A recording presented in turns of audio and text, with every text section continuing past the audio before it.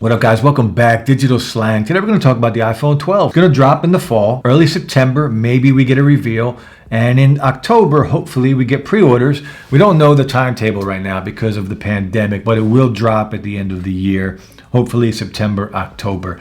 And there are 4 different phones that are going to be released, and we are going back in time, right? We're going back to a design that was very popular, and it was my favorite design of all time, the iPhone 4, the 4S, the 5 and the 5S, even the first gen iPhone SE had the squared off edges, and this is my favorite design of all time on any iPhone. And you can see here, this is the dummy model of the iPhone 12 Pro Max with the squared edges, and it just feels premium, right? Think about if you own the new generation iPad Pro, the one from 2018, or the one that was just released with the squared edges, it just looks amazing, right? It feels premium, it looks fantastic, and we're getting that same type of design on the new iPhones. Super excited about it. Again, 4 different models are going to come out. We're going to get a 5.4 inch, a 6.1 inch, well, 2 6.1 inches. One will be a Pro version. One will be I'm just going to call it a regular version for the sake of this video. And then the 12 Pro Max is dropping in at 6.7 inches. Now, pricing on these phones, there are some conflicting reports out there for the pricing.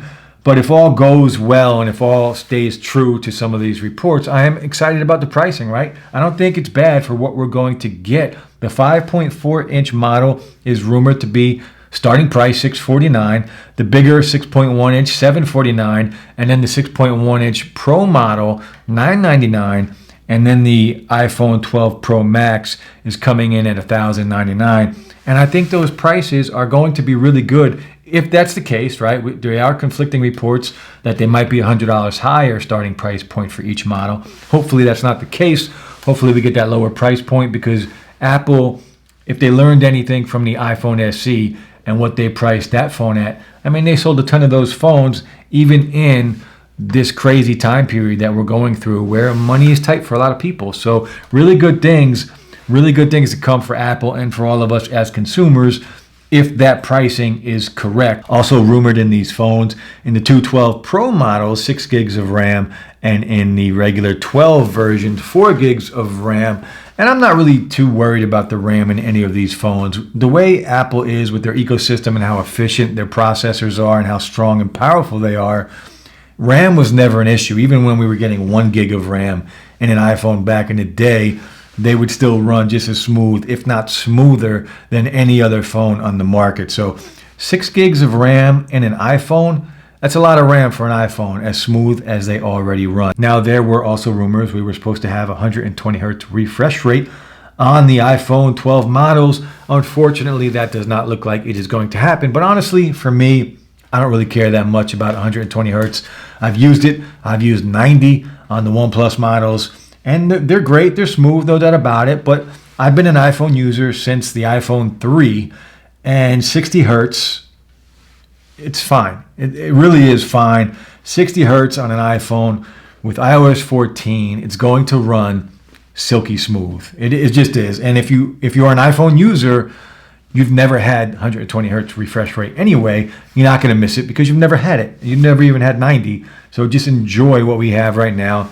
Maybe next year we will get that. If Apple can get it right. If Apple doesn't get it right, if they don't nail it down, they're not going to give it to us half-assed. So I'm okay with it. 60 hertz for this year. It is what it is. I hope I'm wrong. I hope we do get it. Maybe on some of just the higher end models we'll get it, but we will wait and see. Now, as far as storage goes, we are rumored to get a minimum of 128 gigs of RAM, and I think that's fair. I think that's where it should start. Well, again, we'll see in September. Now, Economic Daily News believes that one of the higher end iPhones will have an ultrasonic fingerprint sensor that is manufactured by Qualcomm. So we will get Touch ID, hopefully, in one of the higher end models. Now, again, that is just a rumor, but me, personally, I really hope that's true.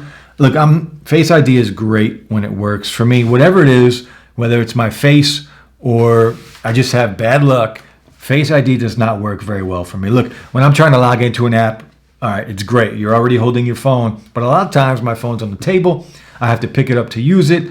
Touch ID, I was always a fan of Touch ID with the home buttons on something like the iPhone 8 Plus. I love Touch ID. If I can get an ultrasonic in-display fingerprint sensor on my higher end models, well, that's going to lead the way to a notchless iPhone. So that's what we want. We do want Touch ID and in-display fingerprint sensor in our iPhones, because that will get rid of the notch, and maybe next year we'll get that. But there are rumors out there that we might see it in some of the higher end models of the iPhone 12 this year, and I hope that's true. I really do. Now again, there are going to be 4 sizes of the iPhone: 2 6.1 inch, 1 Pro version, 1 regular, 6.7 for the 12 Pro Max, and then the smaller version, the 5.4, which will probably be the best seller. I think that's going to be a hit. All running A14. All are going to have 5G connectivity using Qualcomm's modems, which is a really big deal. Vyper just dropped a video on the Qualcomm modems in Apple's iPhones. I'm going to leave the link to that below. Check it out. It's a good video. And he talks about why it's such a big deal that Apple is going back to Qualcomm. They settled their differences. So we are getting those modems once again and moving away from Intel. So really big deal. And there are all kinds of different leaks and rumors. You know, there's leaks saying they were not going to get a charging brick or a cable. And there's other leaks and rumors out there saying we're going to get a braided cable for the charging. So who knows what is real, what's fake news, what's real news. We'll find out soon enough. Now all 4 models will have OLED displays this year, moving away from the LED displays of the past. And it was time for that. I think it's a smart move by Apple to go in that direction. It was inevitable, right? It had to happen at some point. I'm glad it's happening now this year. So I'm excited about that. It will give us the true colors, and moving forward, our displays will only get better and better. Now, there are also rumors about a true depth camera system that cuts down on the size of the notch. And we've seen some of the leaks and rumors with a picture of the smaller notch. And I do hope that that's the case, because I'm not a fan of the notch. I've always hated the notch. I want to get rid of the notch. And that's why I talked about the in-display fingerprint sensor that will lead the way to removing the notch, and I hope that is the case, that at least this year we do get a smaller version of the notch. And the build on the iPhone will be slightly different, right? We are going to get a relocated SIM tray to the left side of the phone, a lower power button, 1 less speaker hole on the right side of the speaker grills, and we're going to get thicker antenna lines for 5G connectivity. So it will look a little different, but I, for one, am in total favor of the change. Again, I'm really excited about this year's iPhone. I will be pre-ordering whenever that allows me to do so. And I will be pre-ordering if we do get the navy color. You know, I have to go that route. The 12 Pro Max with the navy color is my choice. So we're going to go that route when it drops. Now, this also is going to be a little taller than the iPhone 11 Pro Max.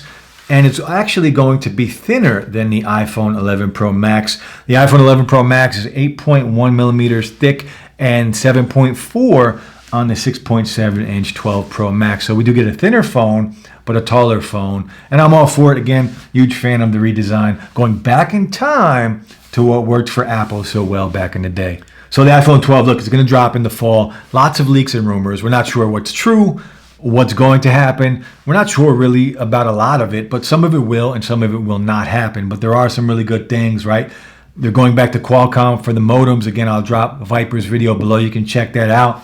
The camera system, the camera is going to be improved. The processor is going to be a beast like it always is. ProMotion display, whether we get it or not, it doesn't really matter to me. Let me know if it matters to you. To me, it's more gimmicky than anything. It works well. It does make your phone smoother, but I don't really care about it.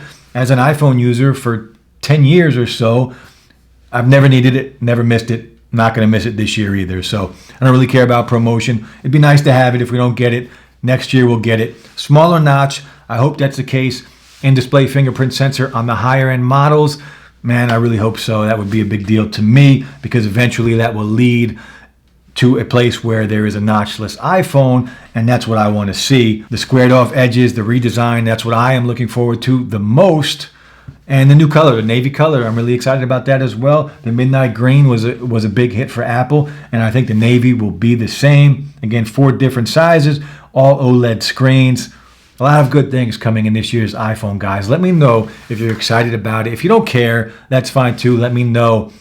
And let me know what version or what size of iPhone 12 or Pro model that you're interested in. Let me know, drop a comment below. But that's it, the iPhone 12 is coming out in the fall. And again, going back in time to a design and a build that worked for Apple, and I'm really excited about it. Let me know what you guys think. Hit that like button, subscribe. I'll be back, a lot in store for the channel for Digital Slang moving forward. I'll have some announcements soon. But that's it, guys. Stay tuned, stay safe. Peace.